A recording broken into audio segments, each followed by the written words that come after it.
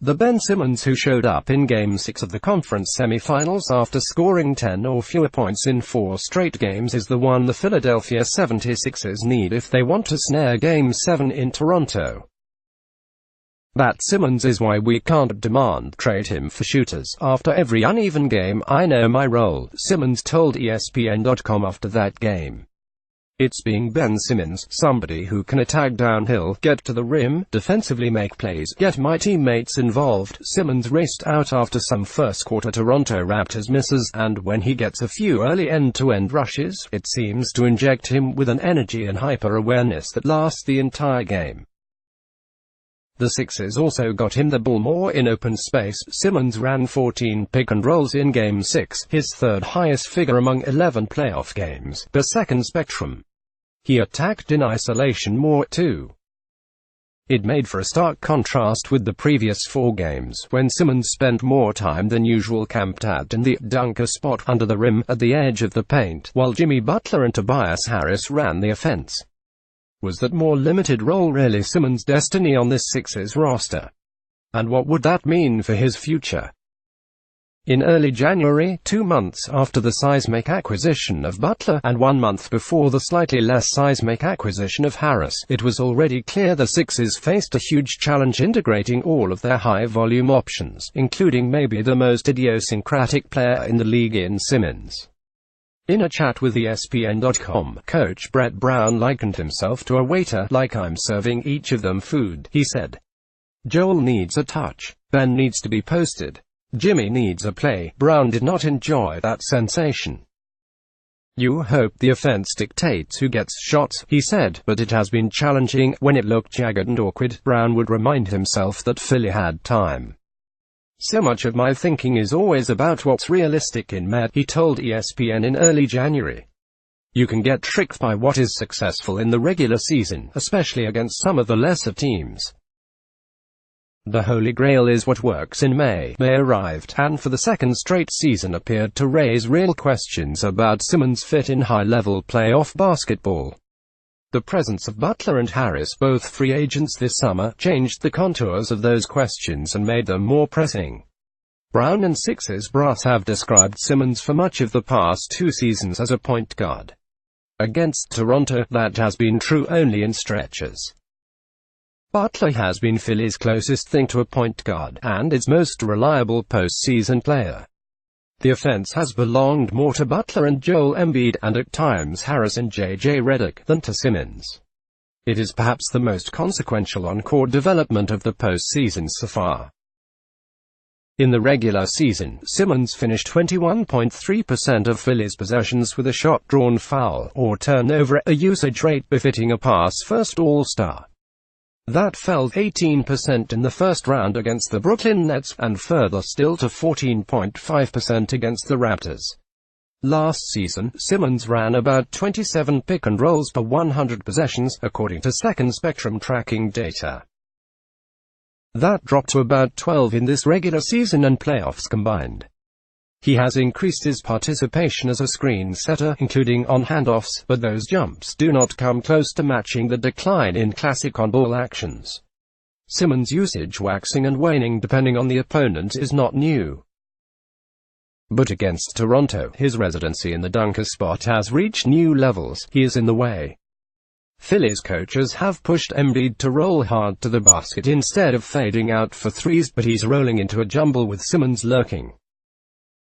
When Philly's pick-and-roll encroaches upon dunker spot range, Kawhi Leonard, guarding Simmons for much of this series, transforms into a menacing rim protector, smart, long, and quick enough to effectively guard 2 or even 3 players at once within tight confines. Toronto has occasionally decided Leonard might be of more use elsewhere, and sent him roaring onto Butler, leaving Danny Green as the last line of defense on Simmons. That swap amounts to a loud statement: we no longer much care what you do down there. Simmons can do damage there, as in Game 6. He's a savvy cutter, and an emphatic offensive rebounder.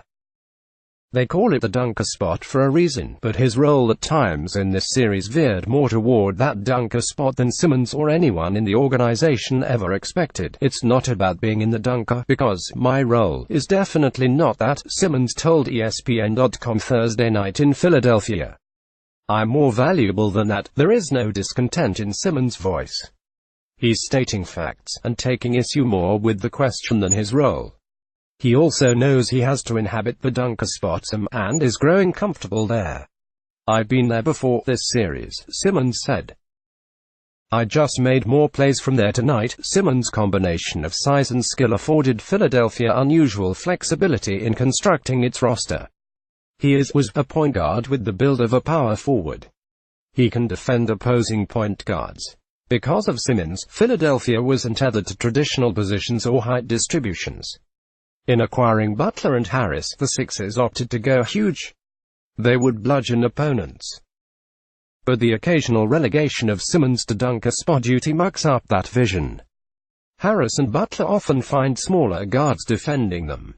That's great. Both can back down little guys, score over them, or draw urgent double teams that unlock easy kick-out threes. But with Simmons and a traditional center clogging the paint, Harris and Butler cannot bulldoze close enough to the rim to really puncture the defense. The Sixers profess not to worry about this. Embiid can moonwalk to the three-point line in a pinch, and work those glorious pump-and-drive attacks if his defender loiters in the paint. That mitigates the issue but does not eliminate it. Regardless, Philly did not go all in on size to become an old-school back-to-the-basket team beyond Embiid's balletic brutality. It is unclear if the Sixers even prioritized size in cashing in several of their final blue-chip process assets. They probably wanted talent above all, and Butler and Harris were available talent. Would they have hunted, say, Kemba Walker if he were gettable at the same prices? They exploit the size in other ways.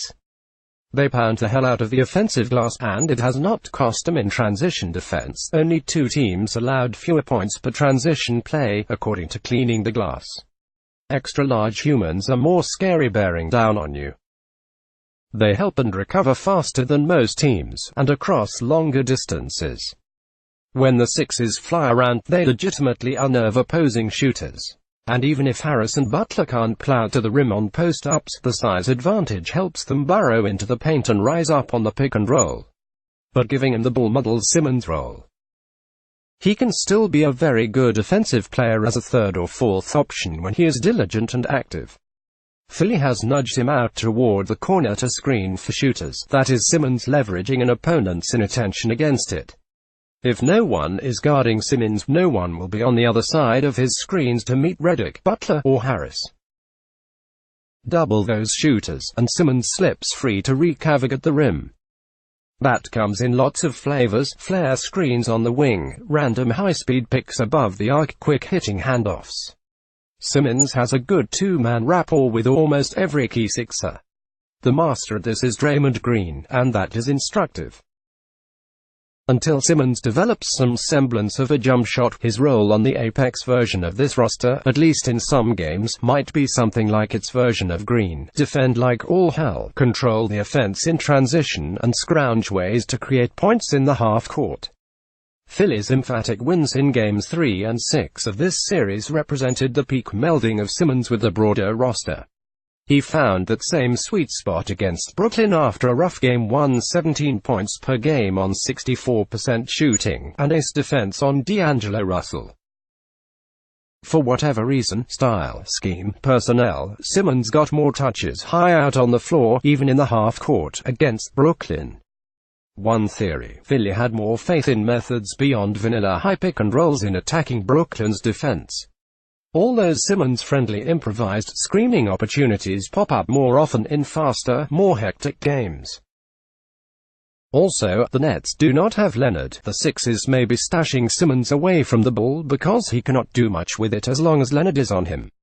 Related, Simmons quaked against the Boston Celtics in last season's second round, but had Philly advanced, how might he have fared against the Cleveland Cavaliers' squishy defense? Simmons won't always be able to strike the right balance. Some games just don't flow that way. Low turnovers and a slow pace work against it. Simmons is a smart cutter. Teams that can defend Embiid in the post one-on-one, like, say, the Raptors with Mark Gasol, limit Simmons' opportunities to cut when no one is looking. Simmons is a post threat in his own right, with a knack for ducking in against mismatches. He is still learning to time those duck-ins on a team stocked with post threats. The best teams, the ones you face in May, are loaded with big wings who make those Simmons post-ups equal fights. Simmons has been off for chunks of the second round in 2 straight seasons. The difference now is that the Sixers have Harris and Butler. Both will have max offers or close to it in free agency.